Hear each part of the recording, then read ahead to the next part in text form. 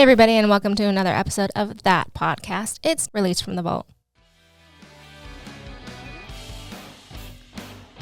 From the Atonement Fargo studios on South University Drive in Fargo, North Dakota, this is That Podcast.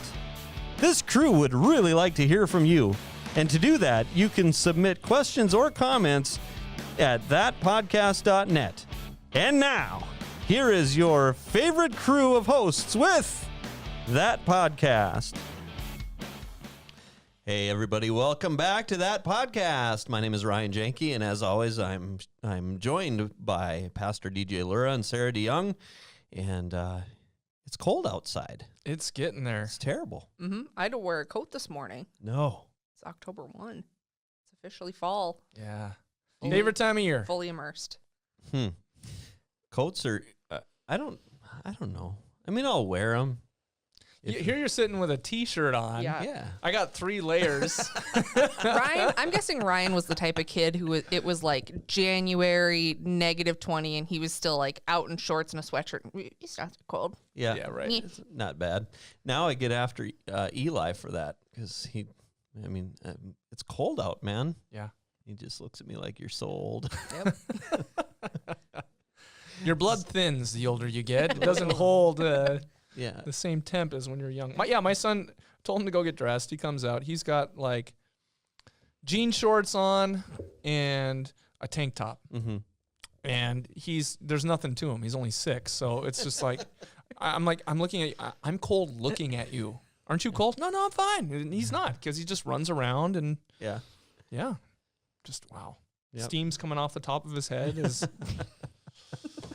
Yeah, it's hard to get through, like Eli will say, oh, I'm just getting on the bus and then going into school. What if the bus breaks down? Right. And it's 20 below outside? Can happen. Well, they don't exactly have heat on buses. I remember No. buses being cold when you rode them to school, especially if it was like, 15, 20 minutes. You're just sitting there on a metal seat, With all the windows all frosted shut. Yeah. Yeah. It's that time. I love winter. I love this whole season. It can go away in January, but the October, November, December season of winter is just the best. You got that Christmas feel coming. You got Halloween that leads into Thanksgiving. And for people who are not from the Midwest, you have not gone trick-or-treating unless you have a full, like, Batman costume with a snowsuit on top of it and a face mask covering your little mask. And you may take the mask, put it on top of the face mask because it had the little string that hooked in the back. That's how you trick-or-treat. I actually heard this, and this is my true Midwestern showing, is I was on TikTok last night and I was scrolling through, and somebody had the comment where they're like, man, they were madder than a kid on Halloween when their parents said they had to wear a coat over their costume. And I was like, what kind of amateur? You're wearing it over? No. Yeah. You got to buy it a couple sizes too big. A couple sizes so it too can fit big. a coat underneath. Yeah. Well, now they have these full costumes, like they'll have the fake muscles from the superheroes. But when I was a kid, your costume was basically like a garbage bag that had like a logo sprayed on the front of it. So With a smelly plastic mask yes, that you wore. Yes, with 2 little pinholes and a little thing for your mouth. And that might line up with where your face actually Right. is. Yep. Or you could get the full head like Ronald Reagan or Richard Nixon, pull the whole thing, and that one really reeked because there was no getting away from that. And if it was used the previous year, it had fermented for a whole year, so it was quite an aroma. There when might you be put some that over your head. leftover Tootsie Roll stuck to the side. Yep. Chocolate on the inside, yeah. Your Reese's peanut butter cup. Yeah. So fun. Man. What's Christmas like in North Carolina? Does it even snow there? So it does, but snow in North Carolina has the good sense to leave when it's overstayed its welcome. I can remember... There's no mold underneath it when it finally melts away? A couple years ago, it was one of those things where there's no snow, and you're like, things are starting to look a little brown. Things are usually pretty green year-round in at least the part of North Carolina I was in near Charlotte. But you're like, it doesn't really feel like Christmas. There's not a tree. You have a tree, but there's no snow on the ground and stuff. Well, on Christmas Eve, my family was really pining for snow, and on Christmas Eve at the 11 p.m. like candlelight service. Mm-hmm. As we were leaving, snow just started coming, Nice. falling down. Yeah, as people were heading back home, and that's a Christmas memory I don't think I'll ever forget, of just wanting snow, and all of a sudden just this beautiful little snow comes down, and it comes down nice and with no wind. It's not like here. I mean, they have mountains and buildings that block wind, as compared to here where it's just everything's flat. So when the wind comes, it's Yeah. and so there were kids on Christmas Day able to go out sledding, and it was maybe like 1/8 of an inch of snow, but everyone was out sledding, and by like the afternoon of Christmas Day, it was all gone. It was all gone. Did they really shut down schools and They everything? did. They Really? did. And I never understood this. Again, someone of a higher pay grade than me probably understood this, but the way that they would de-ice the roads is they would use basically like ocean water. So, because it's salty. because it's salty. Okay. So it would melt, but then if the temperature dropped below freezing during the nighttime, the next morning you just have basically these, luge. More sledding. Yeah, more sledding. And Hey, it's job security for the street department, man. True. I guess so. Well, and the ocean is right there, so there's an abundance of this stuff. Yeah. But I always thought that was so odd. I'm like, that's not gonna work the way you think it's gonna work. But I think the thinking is, if we just do it enough times, the snow will go away in a couple of days, and it'll be above freezing again. So Yeah. I'm probably going to get hate mail from this, but I'm still dreaming of a brown Christmas again this year. no snow. No snow. Mm-hmm. No, I'd love it. Just once. What? No. I'm going to give you hate mail right now. Well, I was just I'll thinking, say it to your face. Yeah. I won't even send it. in an No. email. Well, that's when you were talking about Christmas Eve snow. I remember there was one time when I was a kid that it was pretty warm that year. Yeah. And I was distraught.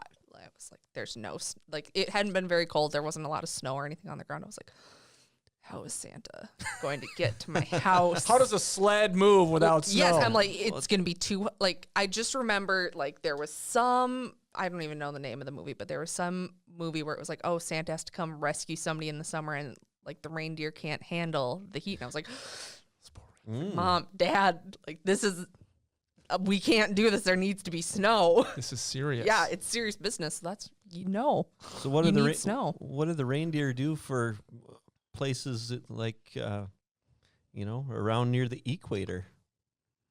I don't know. So with Santa's powers, what happens is I was going to say, you guys are the parents. You should have an answer for this. that while everyone is sleeping, a light snow comes and covers everything.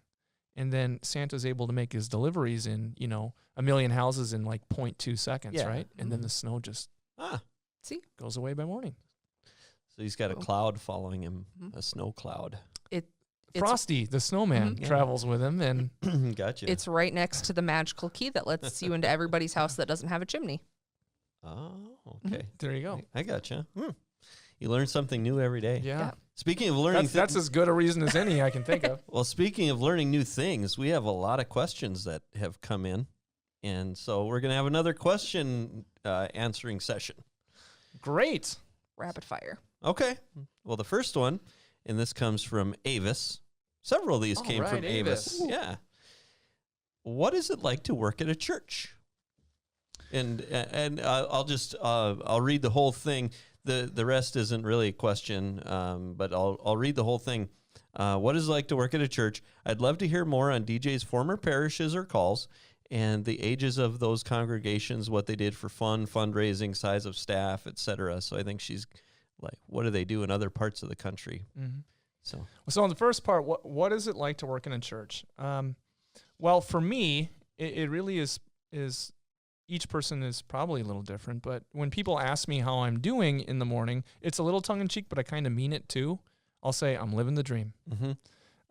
I'm doing what I really feel I should be doing, and I feel fulfilled by it. Mm-hmm. Serving people, sharing the gospel, being a minister of Jesus Christ.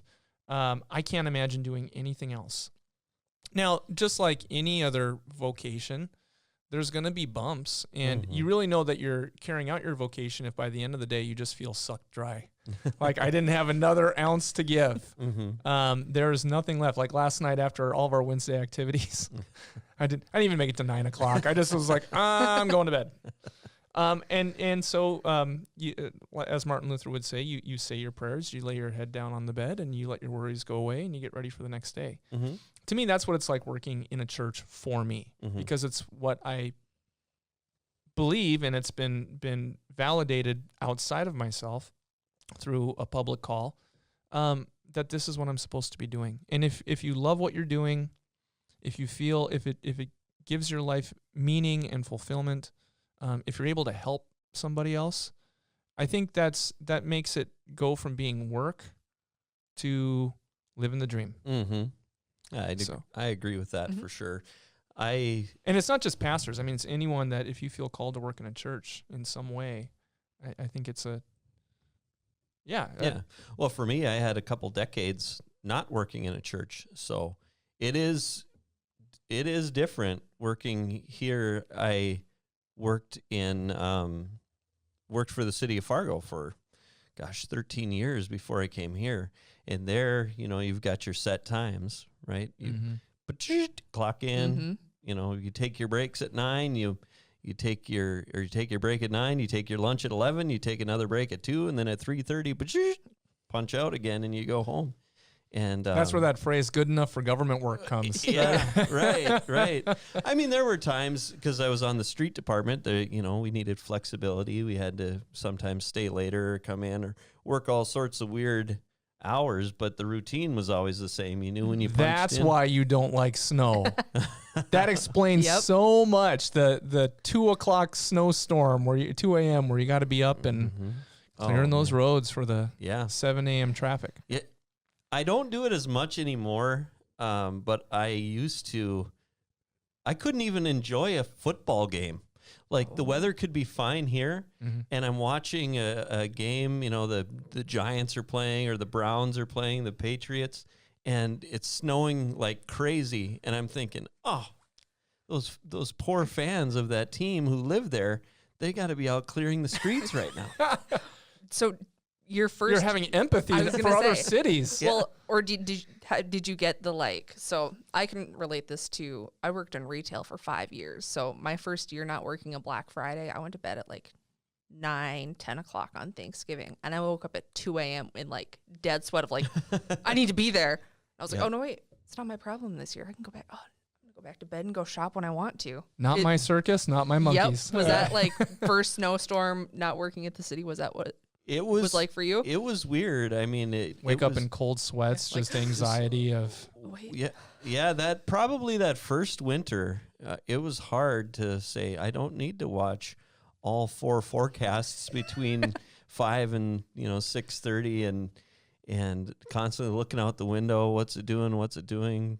Tab would be like, you don't work there anymore. This you can relax. It took a while. I'd be like, oh man, those poor guys, because it never fails. So you've got, for the city of Fargo anyway, you've got the winter. During the winter time, you've got 2 shifts. Half the guys are on the day crew, half the guys are on the night crew. And it would never fail that the snowstorm would come on changeover weekend. So then they'd have to figure out how they're going to do that. So they'd be they'd work their 8-hour shift, and then they'd have to turn around and come back in 6 hours or whatever, and try to do that whole changeover, because the snowstorm's happening and they have to switch over. When are they going to do it? And it was a mess. So coming here was much different, because you don't have that sort of, okay, I got to clock in now, I got to take my break now. There's all kinds of things happening, and it's not so much of a set time, because in the church it's kind of a 24/7 adjustment based on where the needs are and what needs to be accomplished. Yeah. So more like projects than it is a set time. Yeah. And visiting with people who have questions or just need you, at that time. So that was an adjustment coming here, but the same as you, I love it. It doesn't even feel like work. It's just coming in and hanging out with everybody that I love and friends. Well, let me rephrase that. Some of it feels like work, but it's not like work. Yeah. It's and I think that's with any position. There may be people that working at the city, they love that. Mm-hmm. That's their gig. When the snow's coming, they're all excited. Just oh yeah. But obviously that wasn't where you were at. Right. It was a great job to have to take care of your family, and that's an honorable thing to do also. But your heart wasn't in it. Right. Yeah. It was a lot of good enough for government work, like you said, where now it's not like that. I really want to make sure I'm doing the best I can do. And like you said, some of it definitely does feel like work, but when I think about it, it's, I don't think of that part of it as much as, right. I love what I do. Right. Yeah. So how about for you, Sarah? It's a good place to be. I mean, I was just thinking about the fact of it's no matter what, like if it feels like work or not, it's nice to just work in a place that is super easy flexibility, like, because most of us work 24 hours whenever work calls kind of. Mm-hmm. Yep. But also just working in a place where your coworkers genuinely care about you and for you goes a long way, I think. Oh, for sure. I think, too, working in a church as compared to some other place, every business, every job has goals and a vision of some kind. But working in a church, we know coming in that something bigger than us is happening, and we get to be a part of it. Yeah. And it's not like it's meeting this quarter's, estimates for return on income. It's about, are we expanding God's kingdom? Are we a part of what the Holy Spirit is doing? And that can get really exciting because it is something bigger than us. And it's not us that make the church go, it's the Holy Spirit. And we get to come along for the ride. Well, and there's so many different ways too that you can do church and do things. It's not like you're going in and it's like, yep, here's how you ring things up. Here's how. It's not a exact science process of, yep, it's A, B, C, D. You get to kind of bring your own flavor into it, try different things. And And the church does use like business models, but it isn't a business model that runs the church. Right. Because that's not what it is. It's not a business. Right. It's the church. It's the body of Christ. Yeah. And what our goals are really, are we sharing the gospel adequately? Are we loving on our people? Are we empowering people to follow Jesus into the world outside of the church space? Yeah. And be the light of Christ to others around them in order to expand the kingdom. Yeah.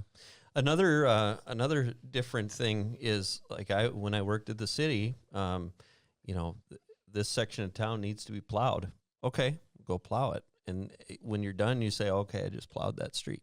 Or, this pothole needs to be fixed. Okay, this pothole is fixed now. Like there was a definite, hey, this is done. Just like a barista, you put your order in, they make your coffee. Okay, that's done. And here, you might not see that fruit. You're planting a lot of seeds, and at the end of the day, you might not see what you did that day, but you'll likely see it in weeks, months, sometimes years, probably. And I'm glad you bring that up because I've had colleagues that have said, all right, especially when I was starting out in ministry, said, okay, you got to go you're going to go serve this church.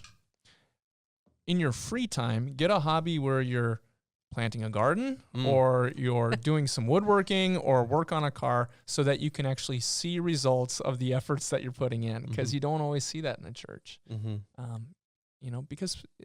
Because God is working. And I think that you're not going to know how you impacted someone's life for Jesus until you're in heaven.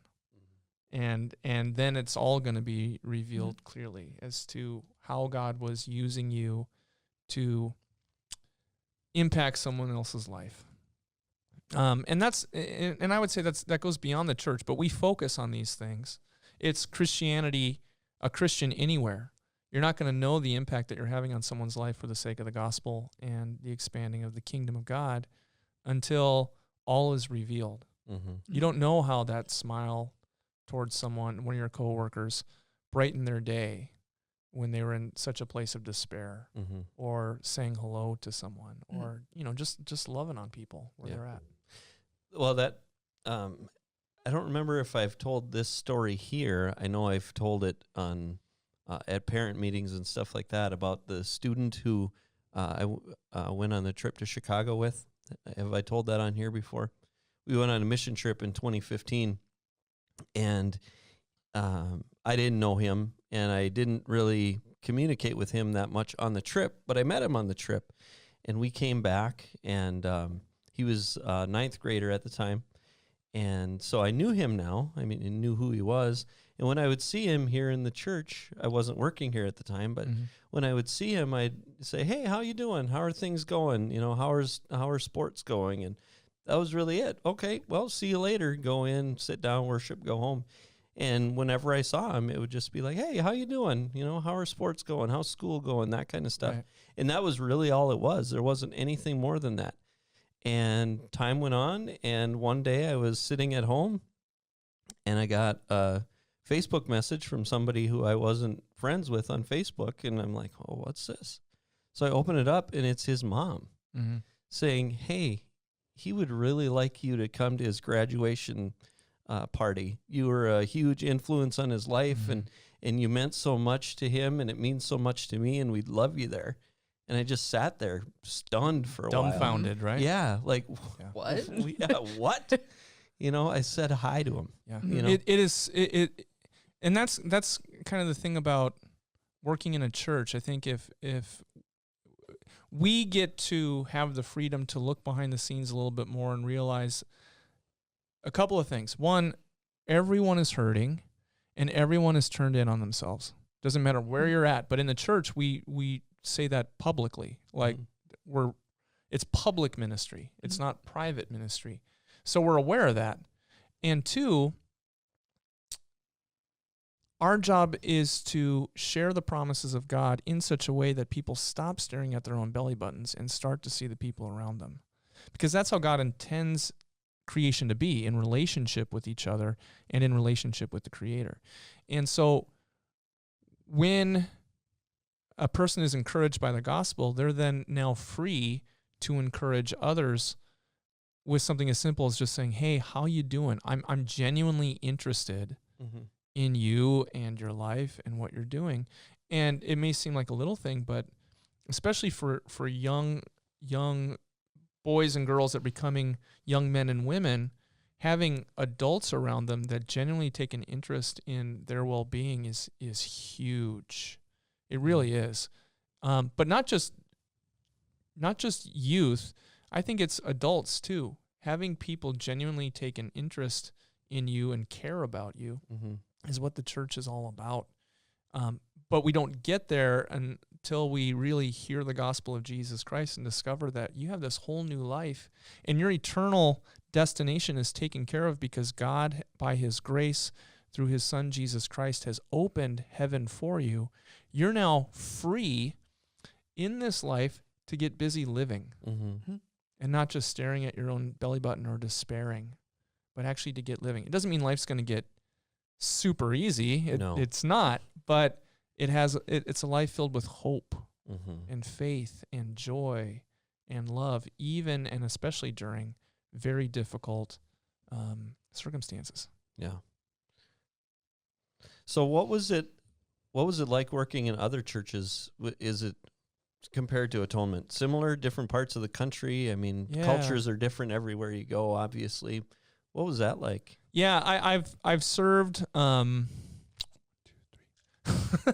I can't remember. He's taking off his shoes right now. I've served 4 other churches. One when I was on internship. That was Gustavus Adolphus Lutheran Church. And just as the name sounds, the identity of the church was very much Swedish. It was the Swedish Lutheran Church in St. Paul, Minnesota, and really reached its heyday and its peak of influence in like the 1970s. Mm-hmm. And then all of the Swedes moved to the suburbs.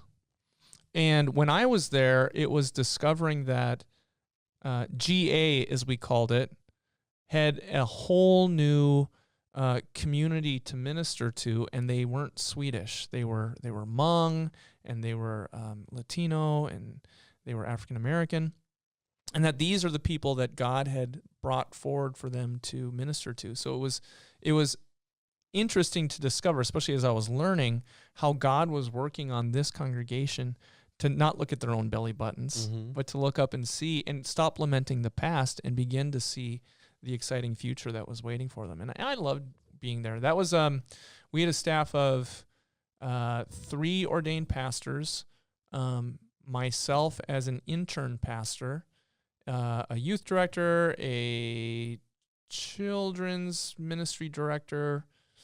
We had a full-time choir director organist who was like a doctorate of ministry, and they had this huge organ, and it was powerful to hear him play. And we had 2 worship services. We had a traditional worship service and a contemporary worship service, and it was great. I really enjoyed being there in the time. I was there for 2 years. I was their intern for 1 year, and then I stayed their second year. My last year of seminary, I stayed on as their youth director. Okay. Really more of a youth minister because I was doing pastoral acts as well. Mm-hmm. And and so that place is kind of like Atonement in size, but it was more high church. Okay. And Atonement is low church. I wish I had a low voice so I could do that. Low church, which means not a lot of the smells and bells and the traditional pieces that get wrapped up in the life of the church, because the church is 2,000 years old. Mm-hmm. The Lutheran Church is 500 years old, but inherited the liturgical pieces, the clothing, the language, the Latin wording for things that goes all the way back to Rome in 300 AD. Mm. So that was Gustavus. After GA, when I was called, my first call as an ordained minister was to St. John's Lutheran Church, which was in Annandale, Minnesota.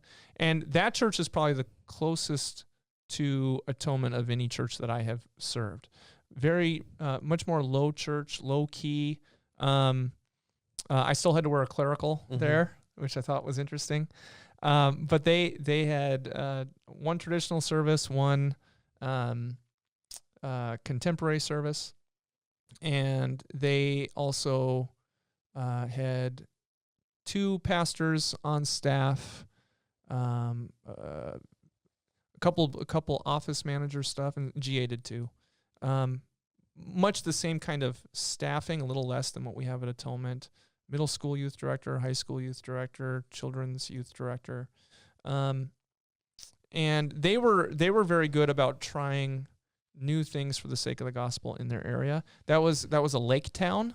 There was 26 lakes around Annandale, and it's just south of St. Cloud. So we would have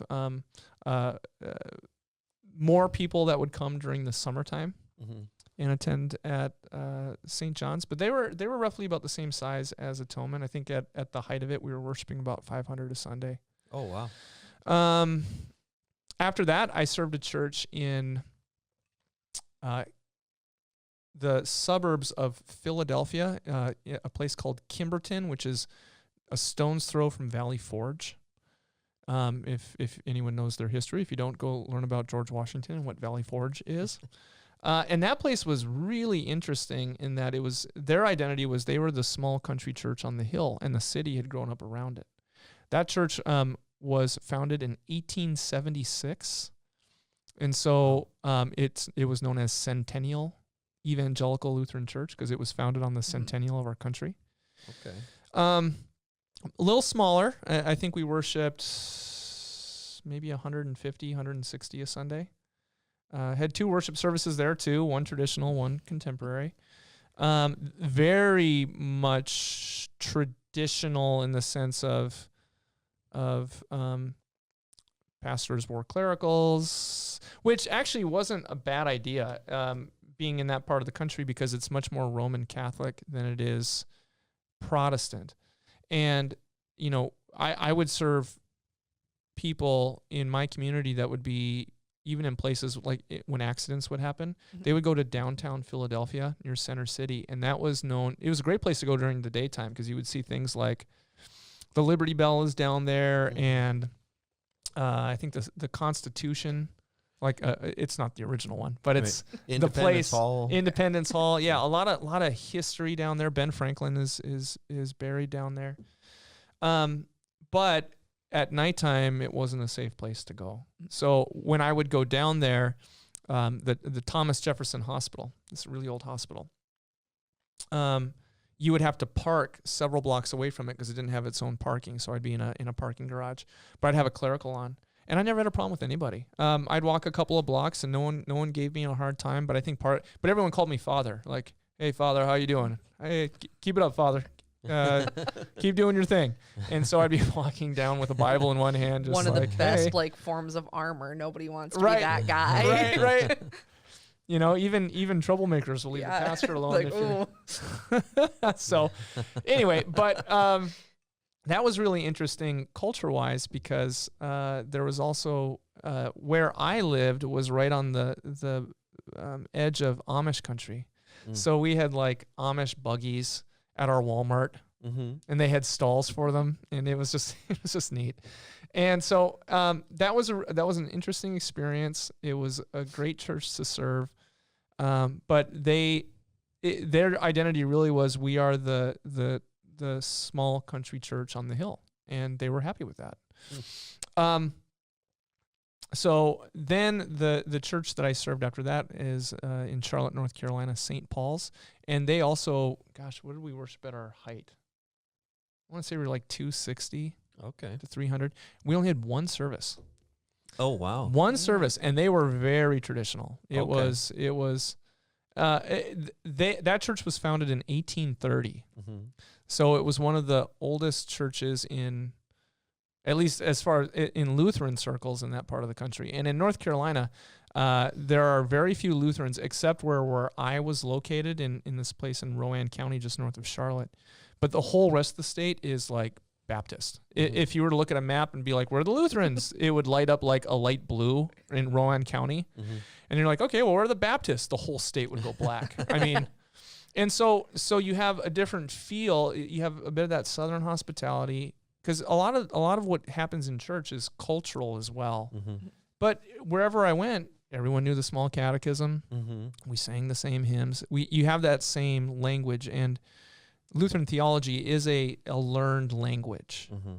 It doesn't just come immediately. But it's the same with all types of theology. It's a learned language to understand what is being expressed from the Word of God. When you're seeking answers to those life questions, what's the meaning of life? You're going to hear something different, right? Depending on what Christian background you come from, because they emphasize things differently. And there's the reason why we have Lutherans and Baptists as Catholics is that we don't agree on every point. There are differences, and it's okay to recognize those differences. It doesn't mean that Baptists or Catholics aren't going to heaven, but they are just different enough that the individual is not convinced that, if I'm a Lutheran, I'm not convinced by Roman Catholic theology, and I'm not convinced by Baptist theology. Lutheran theology sings to me and teaches the truth of the gospel and sets me free, gives me hope. So St. Paul's was a smaller staff, one pastor on staff, and we had, and the same with the staff in Pennsylvania. It was about the same. It was one pastor, one youth director, music director, two office staff people, and at St. Paul's it was one pastor, two office staff people. We had a parish nurse. We had a youth director. We had an organist and a music director, and a couple other positions. I think there's like 9 positions altogether. But yeah,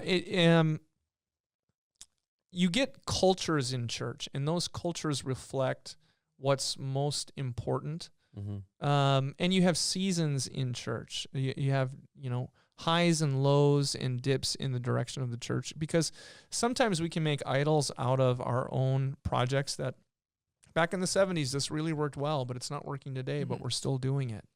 Maybe we should try something else, but this is the way we've always done it. Mm-hmm. I think that atonement, in my experience here, is that atonement being 50 years old, but also just kind of the DNA of atonement is that we hold solid to Scripture in the Lutheran confessions.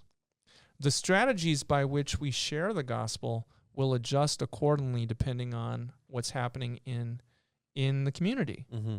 And that's really refreshing, because it's not easy that if you've been doing something a certain way for so long and then the culture shifts around you, to adjust to the culture for the sake of the gospel.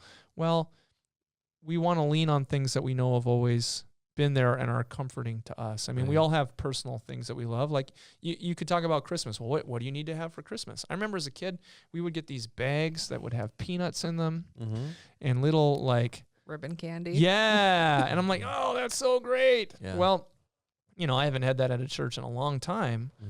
But, I think back on that fondly.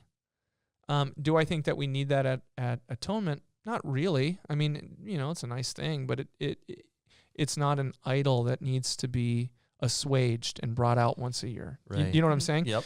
And in churches anywhere, we can get wrapped up in those things that we like, that had meaning to us, without realizing that just because it had meaning to you doesn't mean that it's going to have meaning to the next generation. Yeah. Mm-hmm. Because they may be using a different mechanism by which to hear the gospel. A good example is screens. Mm-hmm. There are churches out there that really can get wrapped up over screens in worship, as if it's taking away from something. But the fact of the matter is, for Lutherans, theologically speaking, the sanctuary is not the sacred place. Or the worship space is not the sacred place. The sacred place is the word proclaimed. Wherever that is, there you have the sacred place, because Christ has shown up in your midst. It's Christ who's sacred, not these other things. All the things that we use in church are really to teach the gospel and reinforce that gospel message. And they're things that have been passed on to us into the 21st century that were originally there intended to teach a non-literate culture. Stained glass windows, the placing of the Lord's table and the pulpit, all those were there for the purpose of teaching the gospel for people who couldn't read. Okay. And so and often the church was the only game in town. There wasn't ball games, there wasn't, organized sports, there wasn't television, internet, any of that stuff. And so you would go to the church and you would experience God's presence in a meaningful way in the language that you understood. In the United States, since the 1950s, we've become a people who are trained by screens. That's how we learn. In fact, there's something that happens to the individual who's grown up with a screen in front of them. When they see the screen, regardless of what's on there, they become calmer. It's so much so that we've seen obesity studies where people forget that they're eating. Oh, okay. Because they're just into the screen. Well, you can use screens in worship in an impactful way to share the gospel.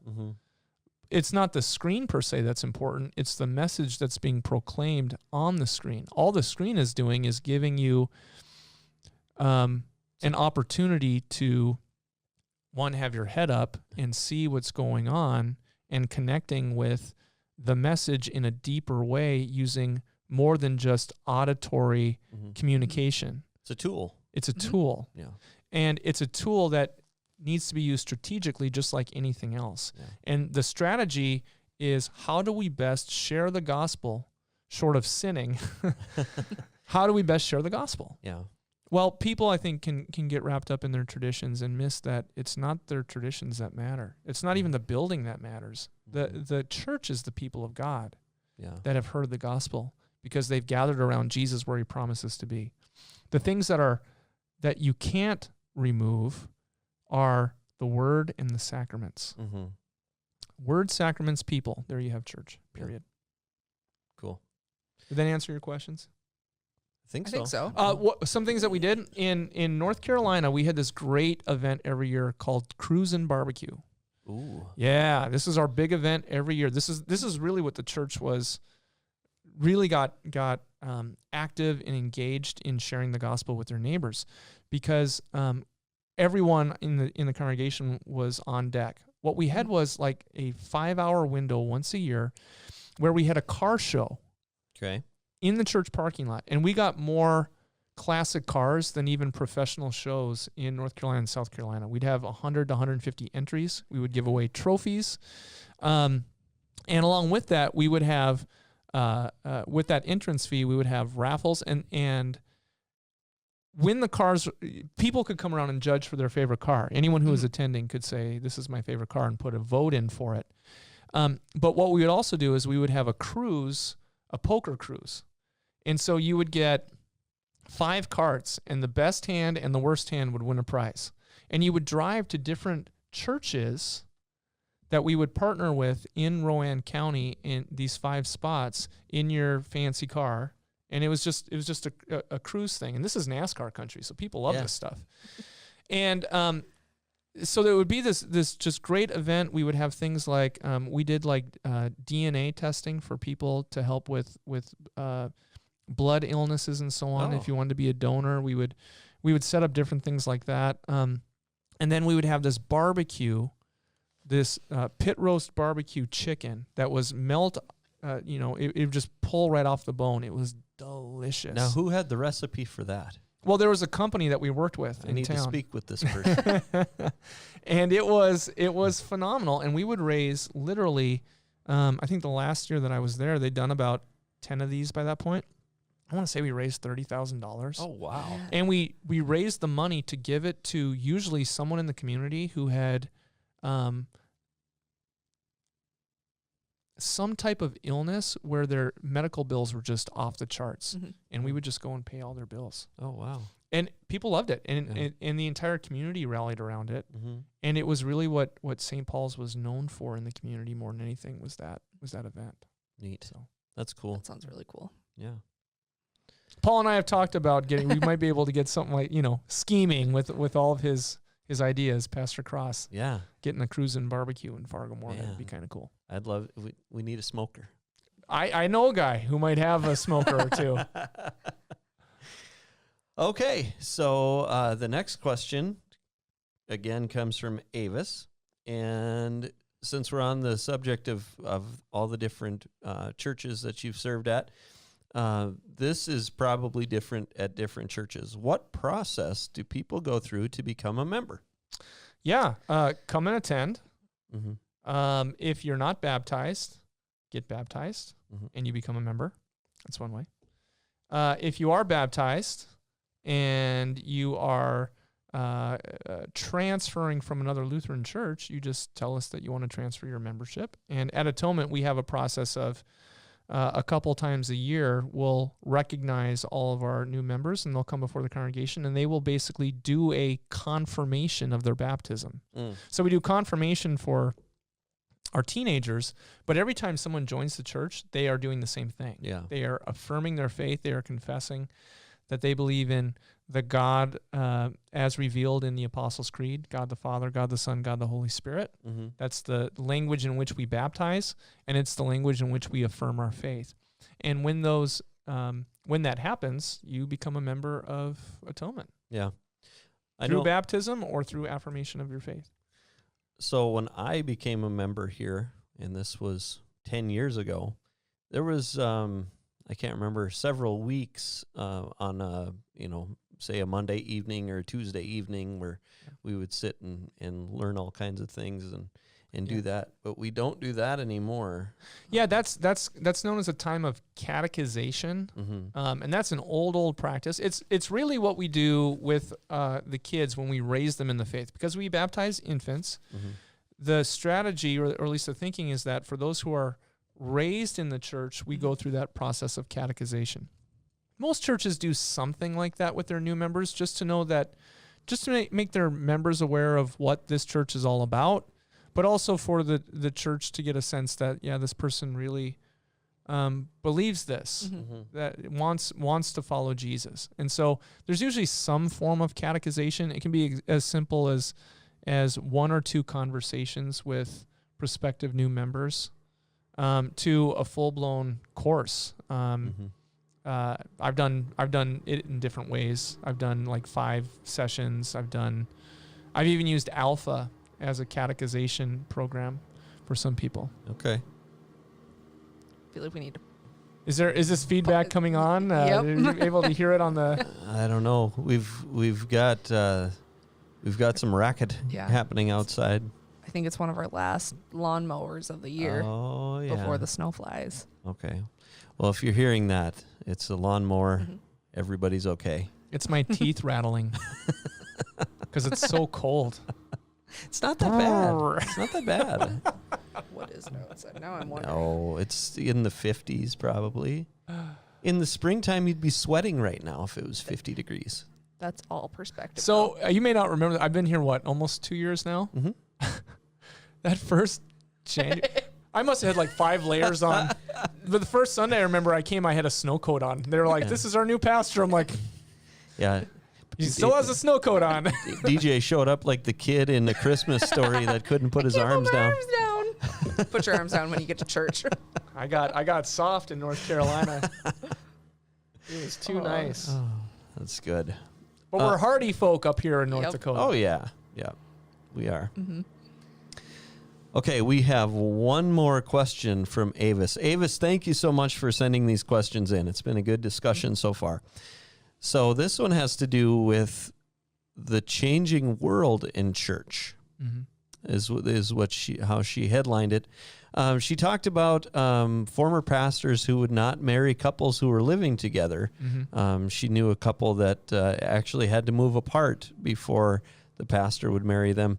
But she also saw examples of people who had been divorced or had children who were doing the same thing, and the pastor had no problem marrying them. Sure. So what can you tell us about that? Yeah, so I think what we're talking about is a bit of expectations as compared to requirements. And this, how you respond to where people are in their life, especially around something that is as important as marriage and family, is often motivated by the culture around you. So there was a time where if you were living together before you were married, the church didn't really have to do a whole lot of anything. The culture itself would do it for you, for the purpose of protecting and honoring individual persons' what's the right word?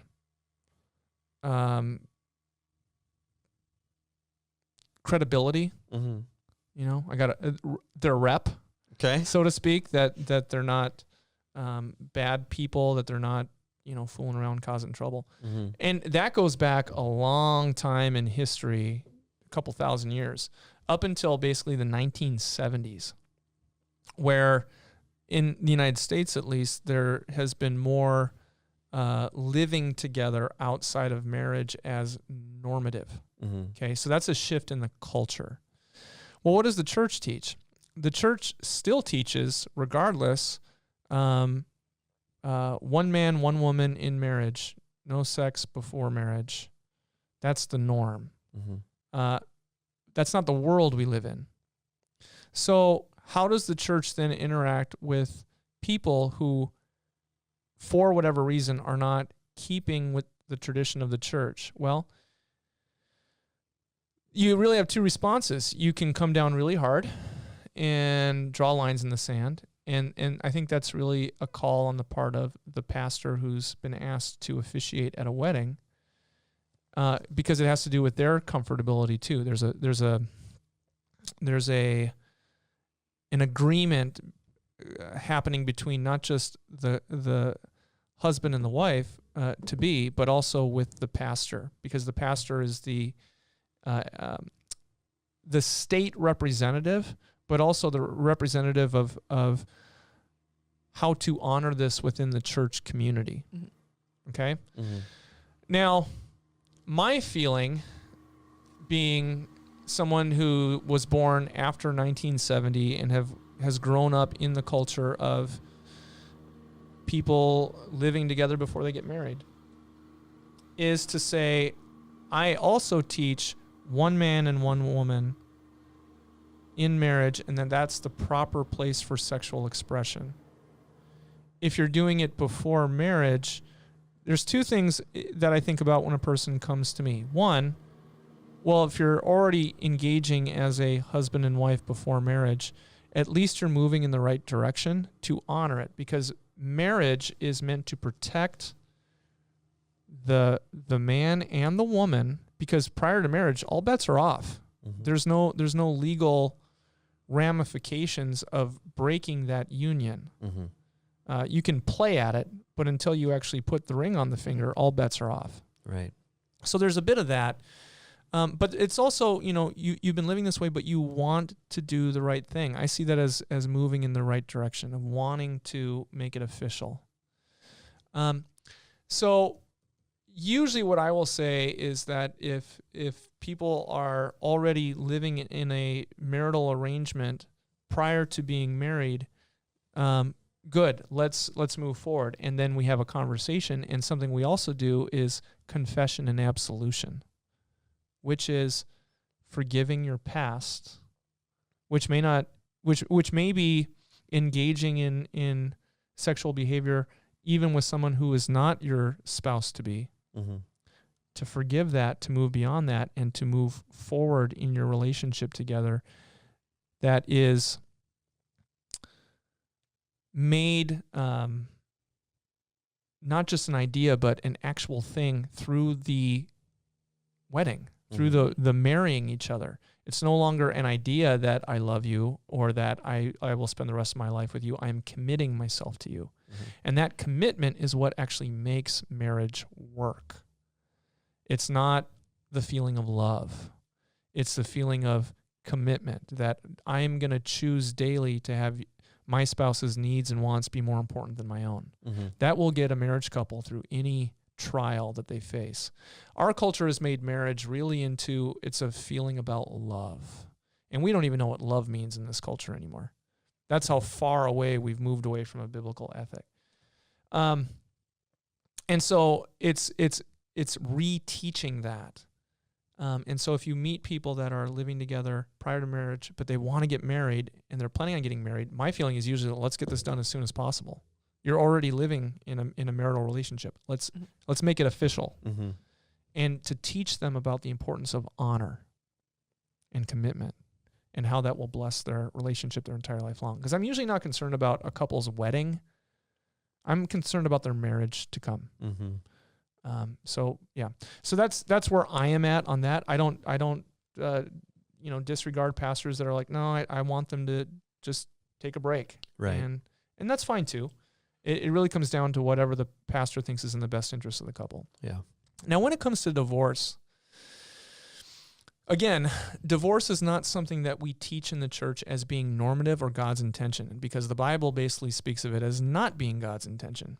However, there are places in the Bible where divorce seems like it is the least harmful direction within a broken relationship. I kind of speak of divorce as being like death, because that's what it is. I mean, I've never, ever had any couple that was getting ready to get married in our pre-counseling. I've never said to them, but wait till you're divorced. It's going to be so great. Because it's not. It sucks. It is death. It's a death of that relationship. Well, what do you do when death has come near? You need to mourn it. You're going to mourn it whether you want to or not. You're going to grieve it. And divorce can almost be worse, because in the grief process of the death of a loved one, there's a funeral service which brings kind of the point of this person is no longer here. In a divorce, that corpse is walking around. Yeah. And if you have children, you got to engage with that person. Yeah. And so it's learning to discover forgiveness for that person. And the Bible even gives the suggestion that if you get a divorce, one miracle of God is to bring about reconciliation between the divorced parties. But I see divorce as death. Mm-hmm. But what kind of a God do we have? We have a God who brings new life out of death. And so depending on, again, the circumstances, and this comes down to the individual pastor, is it a godly thing for a divorced person to get remarried and to have two families become one? That's a conversation that needs to happen, and it's not like there's a clear line drawn in the sand to say, in all circumstances, no, in all circumstances, yes. Mm-hmm. It really comes down to what is happening with that new couple. My feeling is that if marriage is a death, if divorce is a death, then there is a hope for new life and a hope of a relationship that will be honorable and committed to one another. Because divorce happens in a couple when one or the other stops committing to the other person, emotionally, physically. It's where abuse can enter in, and usually it's one party or the other refusing to honor the other. Mm-hmm. Well, that's a death. And there is hope for new life after death. And so as divorces are concerned, again, it really depends on the circumstances of the two people who are wanting to get married or remarried. Okay. Did I dodge that question well enough? Or did that make sense? Yeah, it did. It did make sense. So we actually have some more questions, but we are out of time for today. But one thing we would like to ask you all to participate with us in, we got a question from Enoch. Enoch has sent us questions before, and Enoch, we appreciate your questions as well. And his questions revolve around a book by C.S. Lewis called The Screwtape Letters. And I had never heard of this before Enoch sent the question in. Pastor DJ, you said you've read it before. I'd like to read it before we get into it, because after checking it out, it looks really interesting. Yeah. So we are going to hold off on that one. Yeah. That podcast book club. Yeah. I wanna read it. If any of you want to read it as well, in a few weeks we'll get after that question. We'll have a full-blown review. Mm-hmm. Yeah, because it sounds like it's Letters. fantastic. Yeah. So Excellent. cool. So, Pastor DJ, would you mind praying us out I'd be today? happy to. Gracious God, thank you for the conversation that we've had today. I thank you for everyone who's becoming part of this that podcast community. I pray that you would bless all who have ears to hear with the gospel of Jesus Christ, that they would know how much they are loved and cared for by our gracious Lord. All this we ask in Jesus' name. Amen. Amen. Thank you all for joining us again today. For Sarah DeYoung, Pastor DJ Lura, I am Ryan Janke, and you can join us next week for, I'm saying it, I don't care, another riveting episode of That Podcast. You can also join us on Sunday mornings. Yeah, you You can. forgot half your spiel. Well, I know, but that's because I had to draw a line. in the sand. You were worried about removing the word riveting. you're trying to. Introducing new things. Expanding our vocabulary. Well, in the meantime, yes, we do have services every Sunday morning at 9 and 10:30 at atonement.live, atonementfargo.org, and on the YouTube by searching Atonement Fargo. So thank you all for joining us. We'll see you again next week. I'm not saying it twice. It's a once an episode. I'm just gonna Emmy music you out of here. All right. See you later, everybody. Thank you.